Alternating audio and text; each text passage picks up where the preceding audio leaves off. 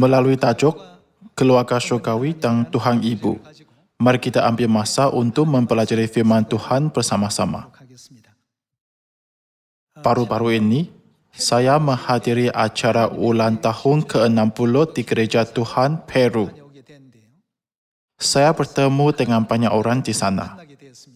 Pegawai-pegawai kerajaan juga hadir. Bukankah Peru asalnya sebuah negara Katolik? Apabila mereka datang ke gereja kita, mereka semua bertanya, adakah Alkitab betul-betul tertulis Tuhan Ibu? Saya tidak pernah mendengar dalam hidupku. Namun, bukankah kita harus mengetahui bagaimana Alkitab membuktikan perkara ini? Ini kerana dalam buku Hosea 6 ayat 6, Tuhan berkata bahawa menyembah Tuhan adalah baik, tetapi Dia menyukai pengetahuan akan Tuhan. Jika begitu, adakah Tuhan yang kita hormati hanya Tuhan Bapa sahaja? Adakah tiada Tuhan Ibu? Kini, ada banyak orang Kristian di sekeliling kita. Banyak orang berkata dengan bangga, saya kenal Tuhan dan saya percaya Tuhan menurut Alkitab. Mereka tahu dan diajar bahawa melayani Tuhan Bapa sahajalah jalan iman yang benar dan jalan kebenaran. Akan tetapi, jika ada Tuhan Ibu, maka kepercayaan itu berbeza sepenuhnya dengan Alkitab. Dalam buku Wahyu 22 ayat 18, Tuhan meminta semua orang yang membaca Alkitab, janganlah tambah atau kurangkan apa yang tertulis dalam Alkitab. Tuhan mahu manusia mengikut prinsip keselamatan yang tertulis dalam Alkitab demi keselamatan. Bukankah ada ajaran Tuhan untuk semua orang bertaubat dan kembali ke tanah air syurgawi yang kekal tanpa pengecualian? Jadi hari ini, mari kita pastikan adakah betul-betul kebenaran tentang kewujudan Tuhan Ibu tertulis dalam Alkitab? Mengapakah ada keluarga syurgawi? Semua gereja memanggil Tuhan sebagai Bapa. Semua gereja tidak ada pendapat yang lain, tidak kira apa jua denominasi. Mengapakah kita harus memanggil Tuhan sebagai Bapa? Adakah itu kerana Alkitab tidak ada tertulis tentang Tuhan Ibu? Itu tidak benar. Jadi hari ini, mari kita cari kehendak Tuhan satu persatu. Mari kita lihat buku Wahyu 4 ayat 11.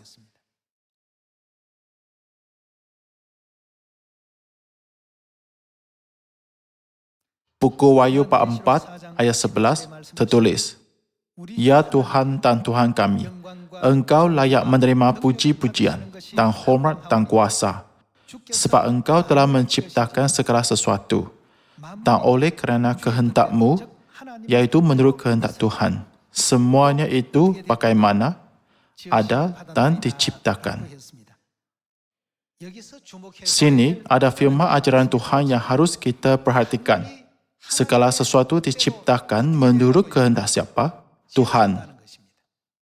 Bahkan batu yang bergolek di tepi jalan pun, Tuhan sudah menetapkan makna untuk batu itu berada di sana pada masa itu. Adakah terdapat sesuatu diciptakan tanpa tujuan? Tidak ada. Tidak ada seorang manusia pun diciptakan tanpa tujuan. Kalian, apakah yang harus kita perhatikan?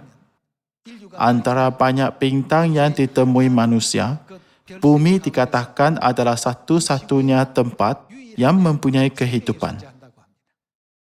Ini kerana sains belum lebih berkembang. Ini boleh dikatakan sebagai batasan manusia. Segala sesuatu yang wujud di bumi diciptakan menurut kehendak Tuhan. Kehidupan pun sama. Burung yang terbang di langit, ikan di laut, dan berbagai jenis binatang liar yang berkeliaran di padang pun. Manusia pun sama. Adakah mana-mana makhluk diberikan kehidupan tanpa ibu? Pasti tidak ada. Mengapakah bapa yang lebih kuat tidak boleh melahirkan anak?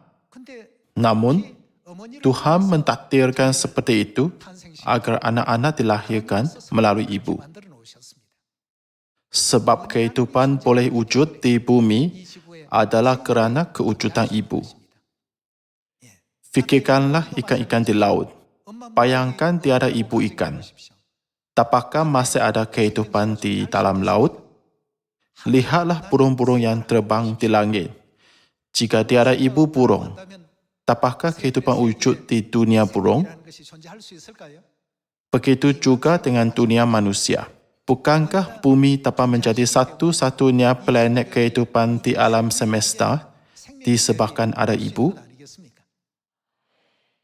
Mari kita lihat buku Roma bab 1 ayat 18.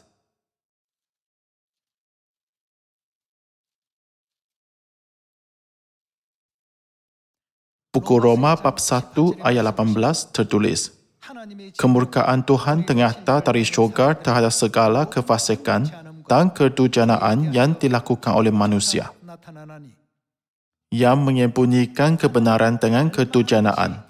Saya tentang Tuhan. Tuhan sendiri telah menyatakannya kepada mereka.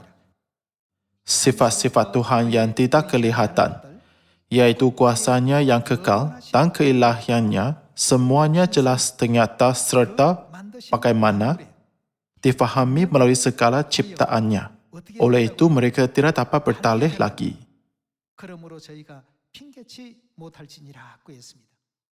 Dengan melihat segala sesuatu, dapatkah kita memahami kehendak Tuhan atau tidak? Tuhan menciptakan semuanya agar kita dapat memahaminya dengan jelas. Tuhan menciptakan semuanya seperti itu, agar manusia tidak dapat berkata, kami tidak tahu tentang Tuhan Ibu kerana belum pernah mendengar tentang kewujudannya. Adakah hanya dunia binatang? Dunia tumbuhan pun sama. Ada banyak pokok di tepi jalan. Pada musim ruru, semua pokok ginkgo yang berbuah ialah pokok ibu. Adakah saya mengatakan sesuatu terlalu jelas? Jika tiada pokok induk, seluruh dunia tumbuhan akan hilang kehidupan. Sebab itulah ibu ialah kehidupan. Dunia tanpa ibu ialah dunia kematian yang tiada kehidupan. Tuhan juga berkata, sifat-sifat Tuhan yang tidak kelihatan, semuanya jelas ternyata serta difahami melalui segala ciptaannya. Jadi, tiada orang dapat bertalih dari berkata, kami tidak pernah dengar tentang Tuhan Bapa dan Tuhan Ibu. Jadi kami tidak dapat mempercayai mereka. Jika ada Tuhan Bapa, siapa lagi juga harus ada. Malahnya, kini orang berkata, Tuhan hanya adalah satu, iaitu Tuhan Bapa. Namun, Alkitab yang mereka baca dan Alkitab yang kita baca adalah sama. Sama ada Alkitab bahasa Inggeris, Alkitab bahasa asal bahasa Ibrani, ada bahasa Yunani, semuanya sama. Namun, dalam Alkitab, Tuhan menciptakan menurut kehendaknya, agar kehidupan tidak dapat dilahirkan jika tiada ibu. Sama ada dunia tumbuhan, dunia burung yang terbang di langit, dunia binatang liar yang berlari di padang, atau dunia ikan di dalam air. Kehidupan tidak dapat wujud di tempat yang tiada ibu. Siapakah yang menciptakannya seperti itu? Bukan anda, bukan saya. Tuhanlah yang menciptakannya seperti itu. Apakah yang Tuhan ingin memberitahu manusia melalui semua makhluk hidup yang mencerminkan kehendaknya?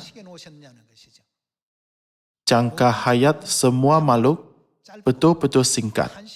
Jadi, semua ingin hidup selama-lamanya.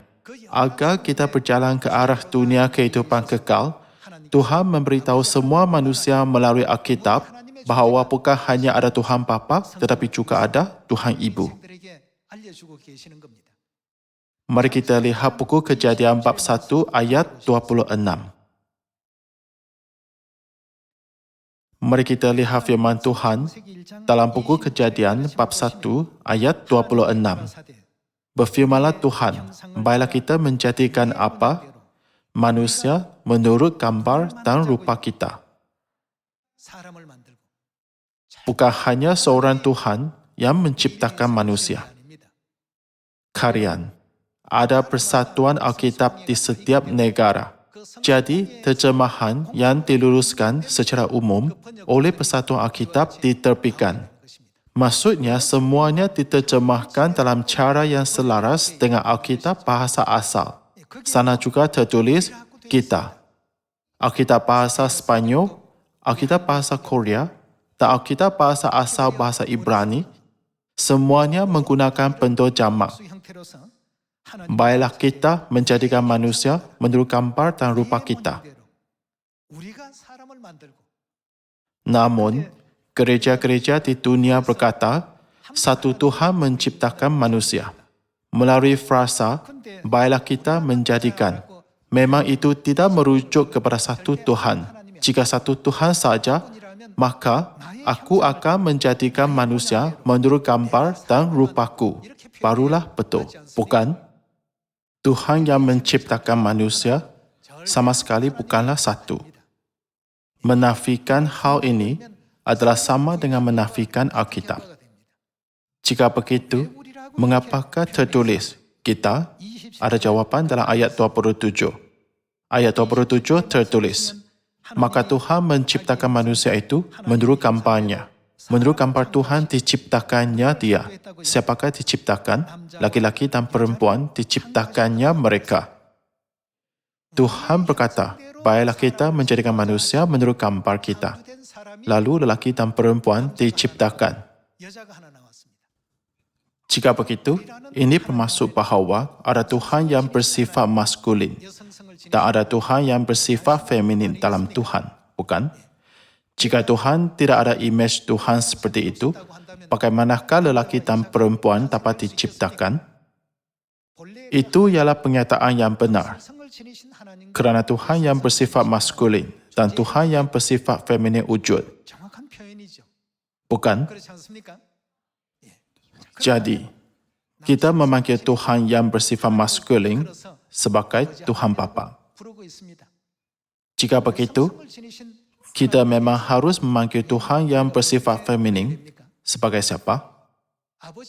Bapa memberi kita kehidupan, bukan? Ibu juga memberi kita kehidupan.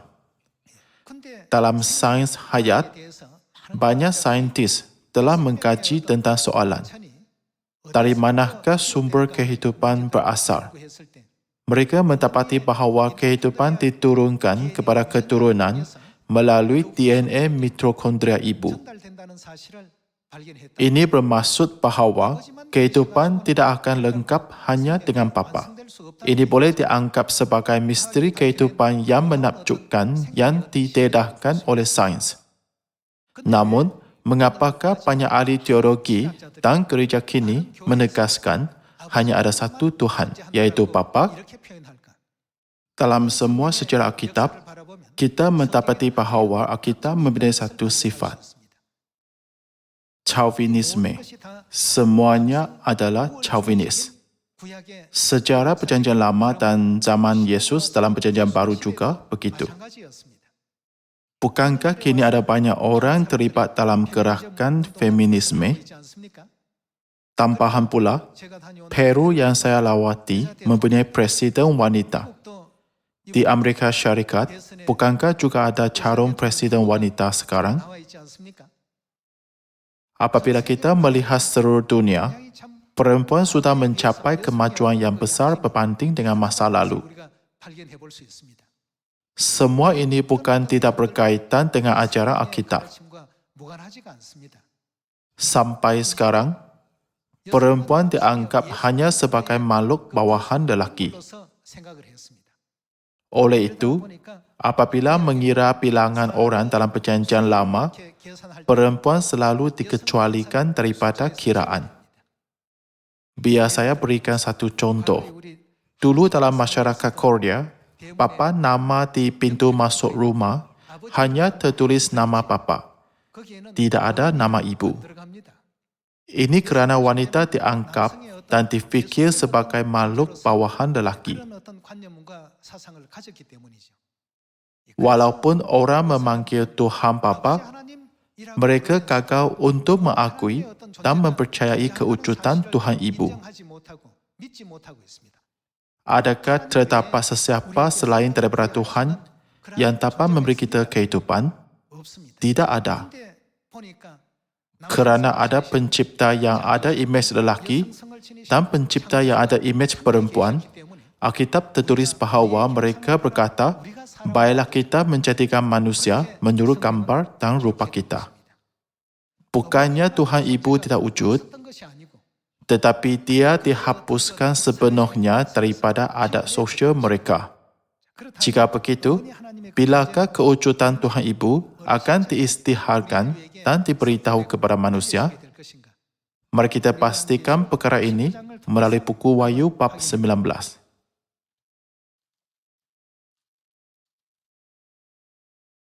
Mari kita lihat buku Wahyu bab 19 ayat 6. Bab 19 ayat 6 tertulis, lalu aku mendengar seperti suara himpunan besar orang banyak, seperti desau air bah, dan seperti teru guru yang hebat, katanya, Haleluya! Mari kita bersukacita dan bersorak-sorai dan memuliakan Dia, kerana hari perkahwinan anak domba telah tiba. Anak domba melambangkan siapa? Yesus. Adakah Yesus berkahwin apabila dia datang ke bumi ini? Namun, sini Tuhan menyatakan kepada manusia melalui wahyu yang diberikan kepada Rasul Yohanes. Perkahwinan anak domba iaitu Yesus Kristus telah tiba. Dan siapa telah bersedia? Sini tertulis, pengantinnya telah siap sedia. Tuhan Bapa dan Tuhan Ibu dalam buku Kejadian akhirnya dinyatakan dalam wahyu Rasul Yohanes dalam buku Wahyu bab 19. Kerana hari perkahwinan anak domba telah tiba dan pengantinnya telah siap sedia, dan kepadanya dikaruniakan supaya memakai kain linen halus yang berkilau-kilauan dan yang putih bersih. Dalam buku Yohanes bab 1 ayat 29, Yohanes Pembaptis menyebut Yesus sebagai anak domba dan berkata, lihatlah anak domba Tuhan yang menghapus dosa dunia. Bukan? Sini memberitahu sejelasnya kewujudan isteri Yesus Kristus yang merupakan anak domba. Rasul Yohanes sangat ingin mengetahui siapa isteri anak domba. Mari pergi ke bab 21. Buku Wahyu, bab 21. Ayat 9. Maka datanglah seorang dari ketujuh malaikat. Katanya, marilah ke sini, aku akan menunjukkan kepadamu pengantin perempuan mempelai anak domba. Yohanes sangat gembira kerana dapat ditunjukkan anak domba dan isterinya.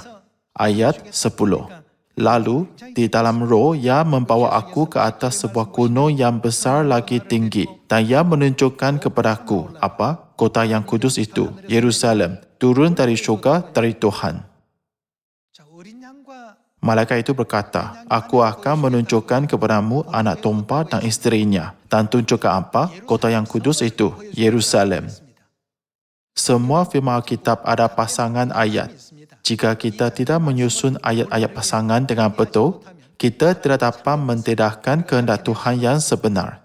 Sekarang, mari kita lihat Yerusalem di sini melambangkan siapa dengan memeriksa ayat pasangan. Buku Galatia bab 4.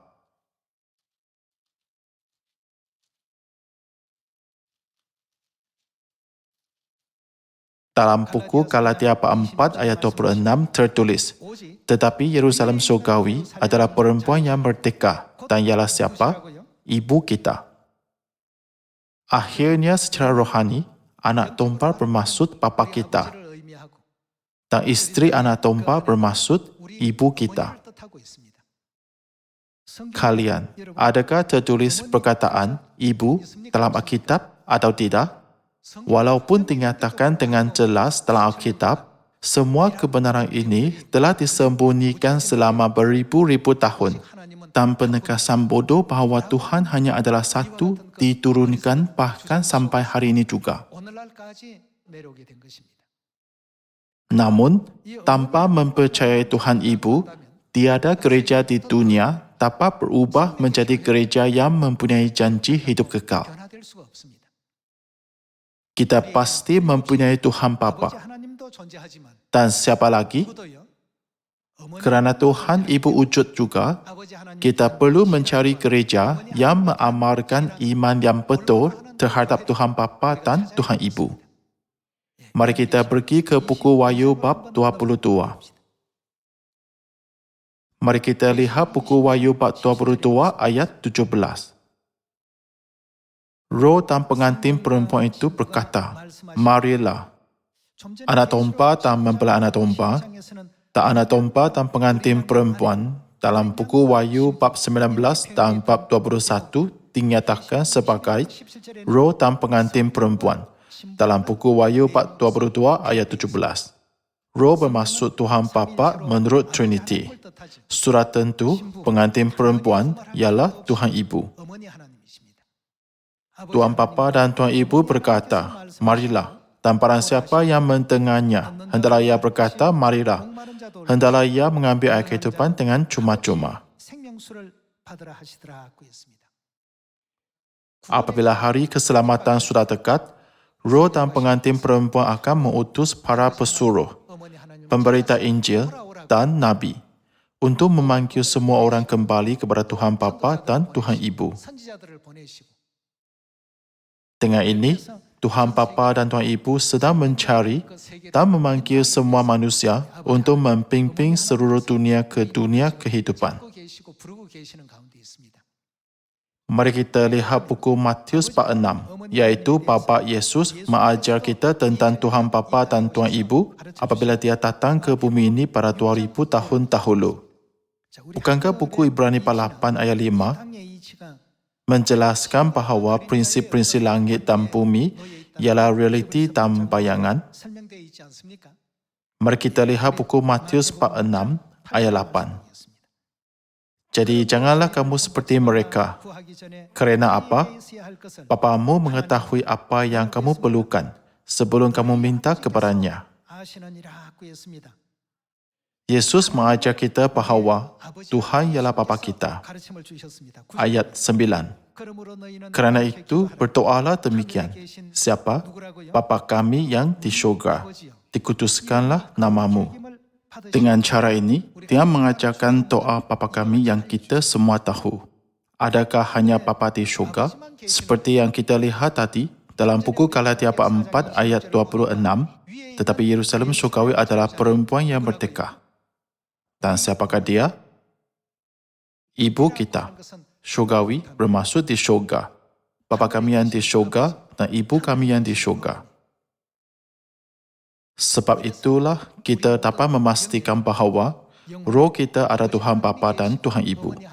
Kebenaran ini dapat dijumpai dalam seluruh Alkitab, dalam doa Bapa kami, dalam wahyu yang diberikan kepada Rasul Yohanes, dalam buku Wahyu, dalam buku Kejadian bab 1 dan dalam buku Galatia bab 4.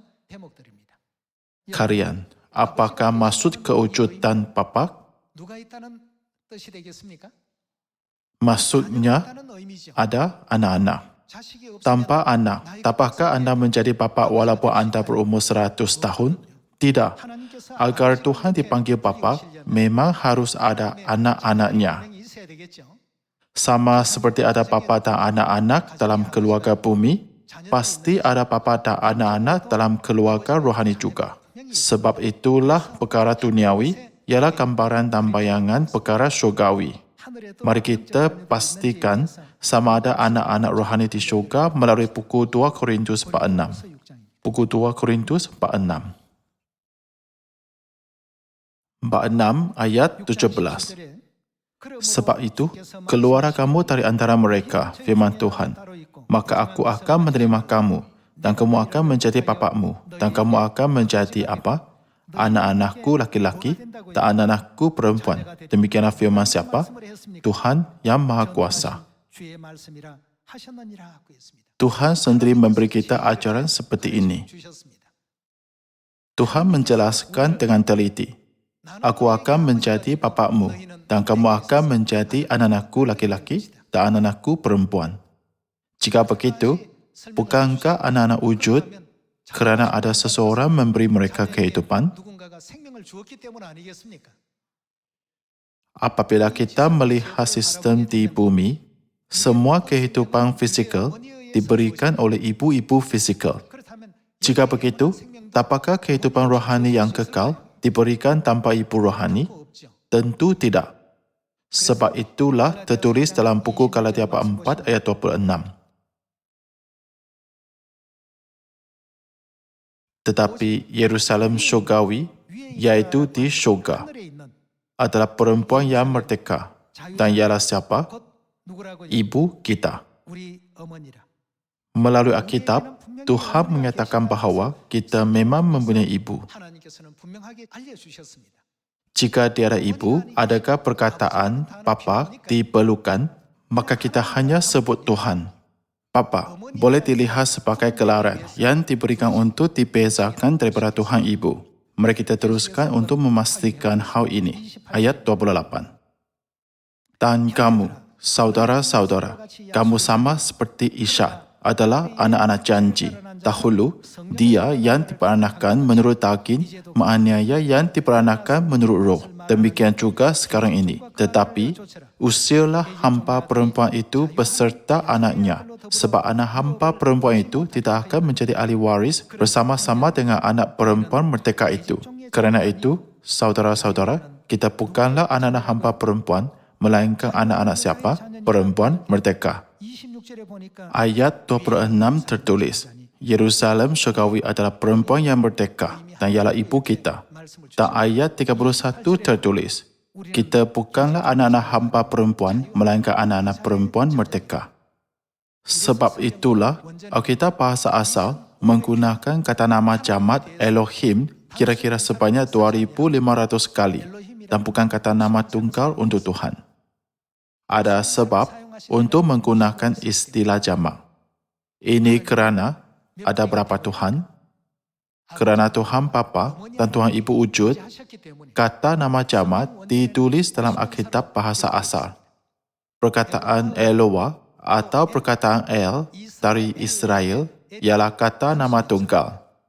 Walaupun ada kata nama tunggal, Tuhan menggunakan bentuk jamak 하셨다는 것은 kerana ada makna yang sangat penting, bukan? 의미가 있기 때문 아니겠습니까? 예. 모든 Bertentangan dengan kepercayaan semua gereja, Tuhan tidak merujuk sendiri sebagai satu Tuhan. Tolong membuat semua orang yang hanya mengetahui Tuhan Bapa mengenal fakta bahawa Tuhan Ibu wujud melalui Alkitab yang dibaca oleh mereka. Tolong beritahu semua orang termasuk jiran anda. Mereka berkata, saya baca Alkitab. Tetapi samar-samar mengikut orang yang berkata, hanya ada Tuhan Bapa. Dan menurunkan pengetahuan itu. Jadi, anda harus dapat membimbing semua orang mengikut jalan iman dengan betul berdasarkan Alkitab.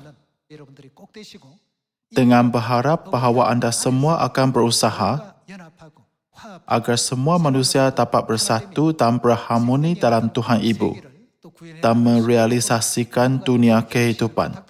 Saya tambahkan khutbah hari ini. Sekian, terima kasih.